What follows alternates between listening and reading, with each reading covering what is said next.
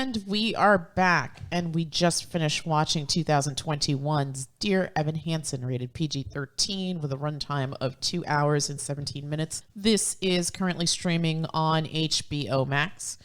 This is the Tony and Grammy Award-winning musical that was adapted for film based on a play by... This has screenplay writing credits to Steven Levenson, based on the musical stage play with book by Steve Levenson, based on the musical stage play with music and lyrics by Benj Pasek, and based on the musical stage play with music and lyrics by Justin Paul. This was directed by Stephen Chbosky. I apologize if I've said your name incorrectly. And stars the original Evan Hansen from Broadway, Ben Platt, who, wow, gets a lot of credit. This is not an easy sit because this is a very, very heavy topic. Yeah. And this guy was doing this stage play 6 days a week, sometimes twice a day. Yeah, I mean... Wow. The subject matter of this was pretty heavy. Yeah. I had no idea what the hell the story was about. Like when I remember the ads on the radio and just like listening to it and thinking, oh, it's probably about like some guy with autism or something like that. But this is more. There's than that. way more going on than that. The whole situation with the suicide and with depression, and I mean I've spoken about it. That really like kind of hit close to home for me there, because and a lot of the stuff that was said was like relatable. Yeah, I mean I absolutely felt that way growing up. You know. Yeah, I mean, God, I'm. To me, obviously, I've always wanted to see this. We had thought about going to see it on Broadway pre-COVID, and that didn't happen. And then I heard about the film coming out, and I was super excited about it. I know people that have seen it on the stage with Ben Platt, and always just were so complimentary about it, about his performance. But actually seeing it now, I am truly, truly astounded because, again, film is different than theater. Theater is repetition. No two performances are the same unless you're a robot. And things happen in a live theater, in a live venue. So watching this film, I was completely floored by the fact that this young man did this on stage yeah. 6 days a week, sometimes twice a day, for as long as he was in that show. And he was in that show for quite a while. Mm-hmm. I can't imagine. I mean, this guy had to have practiced mindful meditation, because I can't imagine carrying this story with you the way you would have to. Yeah. Wow. I mean, Ben Platt gets a lot of respect from me, honestly. And watching it, and even watching the film adaptation, I fell apart by the second song. Yeah. Which happens in the first 15 minutes? I mean, the movie opens up with a song, then there's kind of a break, and then there's the second song, and I started weeping at that point. So let's just jump into it. Olive G, this was your pick. Fabulous, by the way. Why did you want to see this movie? Because You Will Be Fine was the song we're doing for my chorus, but it might get canceled, which I'm very sad about. Yeah, that's a great song. Mm-hmm. What did you think of the film? I thought it was really good. Yeah. Did you have a favorite character? No. No. Did you have a favorite scene? No. No. What did you think of the overall story? This is not your usual fare. This is about a young man who's has a lot of social anxieties, is on medications, is very awkward, lacks a lot of social graces, feels alone. He has a mother who, through no fault of her own, unfortunately has to always work because she is the primary caretaker of this young man. So she's not there probably as much as she'd like to be. And he probably lives in his head a lot. So what did you think about Evan? I thought he was good. No, I mean, like, what did you think about him as a person? Did you think he was a bad person for what he did? Do you think... I think he was a kind of bad, kind of good person, because then again, he did it out of loneliness. He did. There was that big scene with the mother where he sort of has that argument, and he basically says, it's not my fault if these people care about me. You mean his mother? Right, he had the argument with his mother. Yeah. In the driveway. When I think the mother, I'm thinking. Oh, Amy Adams. Okay. No. When he has that argument in the driveway, he tells his mother, it's not my fault these people like me and like me for me, not because something. And he was under this mistaken impression, I guess, that he was a burden to his mother. What did you think about that? I can understand that. Did you feel bad for him? Yes. Yeah. I hope you don't feel that way. No, definitely not. You guys are probably here like always. Yes, right. And you know that we love you even when you drive us crazy. Yeah. Okay. What about you, Gigi? What did you think of the film? I didn't like it. You didn't like it? Why? I was so bored. You were bored. That's because you didn't even give it a chance. You were on your phone texting your friend about what birthday present she wanted. Yeah, I liked the beginning of the movie, and then when they told me to stop, I stopped, and I was bored out of my mind. Really? You didn't connect with anything here? Not really. No. That's because you didn't even give it a chance. I did give it a chance. Why didn't you like it, besides being bored? Did you not identify with Evan at all? I guess not. I thought he was kind of a fool. That Why? He let that drag on for so long, and he didn't expect that people would be, like, damaged by the consequences. That's fair. But, I mean, you understand why he did it, right? Yeah, I guess. But he should have told them when they first got here that this kid stole this letter from me. I'm the one who wrote it, because I have to do it for therapy. I think at the essence of Evan, because of the way he is, he understands that pain of loneliness and emptiness, and he wanted to give this family something. He saw the grief on the mother's face when he initially meets her at the principal's office, right? And then when she invites him to dinner and she's like, tell me something, because she's just starved for this connection, because now that she doesn't have her son, she needs something, right? She needs something to cope with. She needs something that'll help her cope with the loss of her son. So you sort of can understand why he does what he does. I mean, it doesn't excuse it. I also don't think that, I mean, later on he sort of comes clean to them first and then to everyone at large, which is pretty high stakes in high school. That's basically social suicide. And this kid is obviously stronger than he gives himself credit for, because to actually own this thing that you've done and to bring it to the light and be at the mercy of other people's judgment, I gotta say, Evan's a lot stronger than he probably realizes. Like the situation he was in, that's hard. I mean, Yeah. he could have said from the beginning, I wrote that.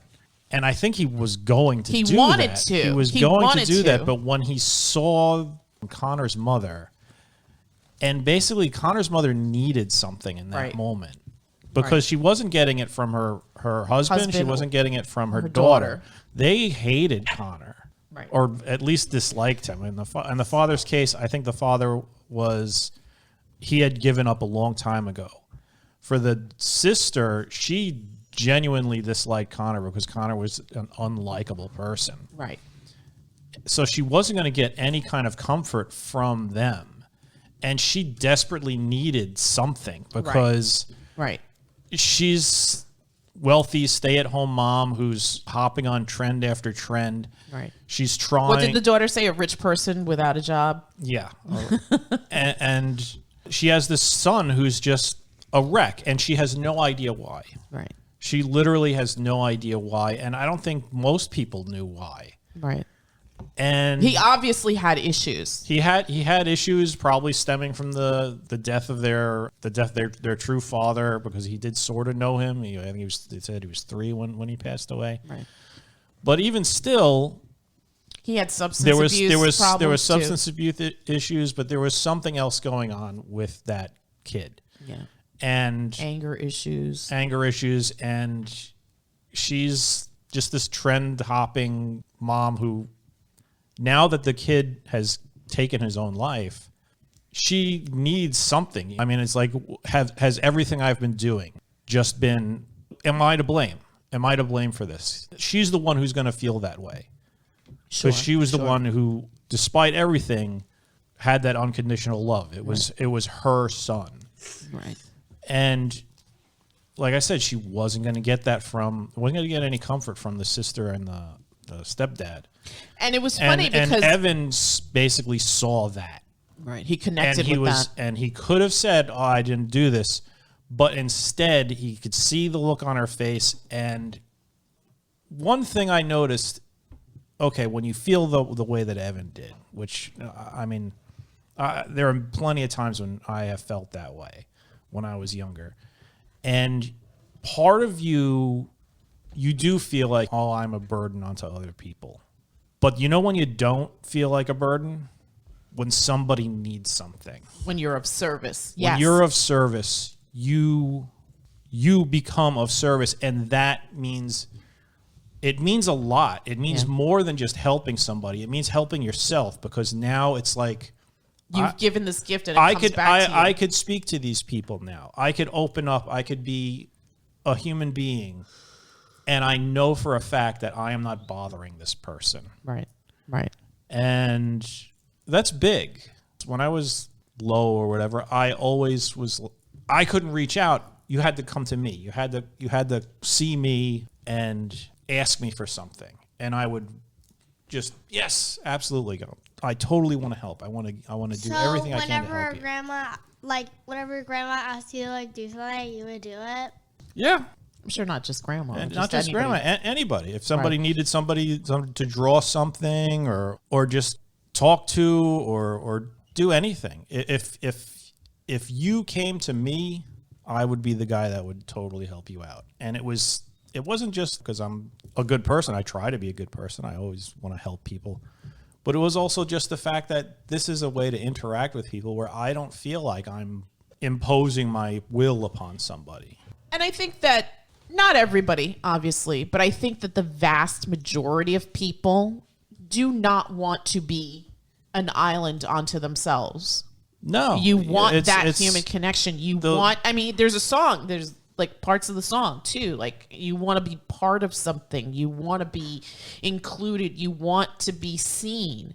I think that's so big, especially in high school. I think high school is such a pivotal point in a person's life, because it's like, I think I've mentioned this before, you're kind of like in the middle of a very sort of strange gray area. You're not a child, but you're not an adult. And a lot of what happens in high school, it's your formative years. It's really does shape you. And high school could be high drama, high stakes, absolutely.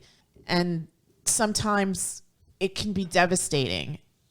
And I think that Connor was so full of nothing that this was his only means of getting out, just not feeling that alone or that pain all the time. Mm-hmm. And I think at the same time, you have somebody like Evan, and then you sort of have this surprise revelation in the story where the Alana character comes out and confesses to sort of being part of this club that nobody really wants to be a part of, but is probably there's probably more members of it than we realize. Yeah. Because in the initial Connor Project meeting, that room was filled. People were standing. Yeah. And as time goes on, like many tragedies, it's forgotten. The hashtag they even addressed it in the mother's song. Yeah. What's big becomes small. Right. And I think the other thing was, again, not excusing what Evan did, but it was such a lovely gift to give to this person who was in a moment of just deep sorrow and loss. I mean, it wasn't. I mean, and then it just spiraled out of control. Right. It seriously just exploded beyond anything. Which she kept needing this connection, and he was starved for attention. So it. Well, I mean, not just the relationship with the family, but also like you said, with Alana and through her, because I mean, I think her coping mechanism was doing stuff. Right. And she needed to do these things. Right. She needed to be the president. She needed to be the cheerleader. She needed to do all this to basically quiet the noise in her brain. That was her therapy. Yeah. And it helped snowball this whole thing. Because if she hadn't posted that note, I mean, this could have continued the way it could have. It could have just played out and eventually petered out on its own accord. Right. Then when the note came out, it was just suffering for everybody. Right. Another thing to address here is how this family went through a devastating tragedy. Again, I know we've said this before. No parent wants to outlive their children. No parent wants to outlive their child. And you see that in the film. And Amy Adams is so lovely in this. You see her eyes. You see the pain that she holds back. And she tries to keep it together, I guess, for her family. But she's obviously hurting. And I was really blown away by the small nuances in her performance, because it really was, it felt very real. It felt like the mother of a child who committed suicide. Yeah. And I think everybody did a fantastic job. I think everyone did such a great job. And to weave the singing into the emotional moments, that was impressive too. Yeah. Like to like include the sobbing, the shuddering voice as they sing. Yeah. That's and still make it sound good. Yeah. You know? Yeah. I mean, the songs were really good in this. Good, yeah. Yeah. I was really, really impressed. I mean, again, I'd heard about it. I've always wanted to see it. I wept numerous times. I mean, how could you not? This is such a sad story, but at the same time, also uplifting. And it felt like at the end, at least Evan turned a corner. He was definitely in a better place. He was definitely in a better place. And I was so happy because his confession could have really put him in a bad place. But I think that he was now, I guess, after having that heart-to-heart with his own mother, who was also brilliantly played by the always fantastic Julianne Moore, I think addressing these things and coming clean helped him. Well, he didn't have to lie. He didn't have to live this communicating honestly is just so important. One of the best therapies for this kind of feeling. Yeah. And that's the problem with it. You don't want to do that because part of the whole thing is feeling like a burden. Right. You don't want to drop that on people. And you don't think it's going to help. But it does. It does, but you don't believe it. I mean, and he was like hesitant to do it, like in the song. He's like he's stepping on the brakes before he turns on the key. That's oh my God, that's like such a great visual. A great visual, and it's so true. It's so true. I mean, there's so many things that you want to do, but you just don't think you can. So it's like, why even bother? And that's a terrible way to think. Yeah, yeah. Even if you fail, at least you tried. Right. And you always feel better afterwards. Absolutely. At least if you have a healthy view of it. Right. Some people let their failures just completely consume and destroy them, but that's not good. The biggest failure is the person who don't try. Yes. Getting back to a point that I was going to try to make before, sorry, I got sidetracked, was that I found it interesting. Well, I think also this, how much social media played a huge part in the telling of this story as well, but also how this family went through this really devastating loss. This mother lost her son, her firstborn. Sister loses a brother. Stepfather loses his stepson or son. Even though he was a stepfather, he was always called dad. So that was kind of nice. But as soon as that note that Alana posted went up, it was almost like everyone turned on this family. Yeah. Which I thought was really interesting and such a sign of the times. It's like, did everyone forget that this family had to bury their child? Everybody thinks the worst of everybody. And social media doesn't help. They're just doing it for money, and that's another thing. Social media, because the craziest take is the one that gets the play. Right. Of course. Of You know, course. Oh my God! Did you see what they said about that? Right. They're an idiot. Just ignore that. No, Right. I can't ignore it. I gotta respond to it. Yeah, of course. Let's keep feeding them trolls. Yeah. Well, it's not the internet until I've posted my thoughts and feelings in the comments, right? Another going back to this, and again, I agree. I think the performances were so lovely, but one of the parts that I really enjoyed was when Evan sort of feels pushed into giving a speech at the memorial. And one of the things that the Amy Adams character, Cynthia, says to him was that she was hoping that he would speak. He's like, no, I don't want to. And then she gives him the tie, and she basically says something to the effect like, you can make these people see Connor. And I think that was so important. And then when Evan comes out, he's so awkward and just all over the place and spazzes out and drops the cards, and the mic falls and people start recording because that's what people do. They want to catch other people at their worst so they can make fun of them. Mm-hmm. And then Evan turns it around, and that look that he shares with Cynthia, where she kind of is like, and then it's almost like he gets a strength to tell the story and about how in his experience with Connor, he didn't feel alone and that people weren't alone, and how many other people connected with that thought. Yeah.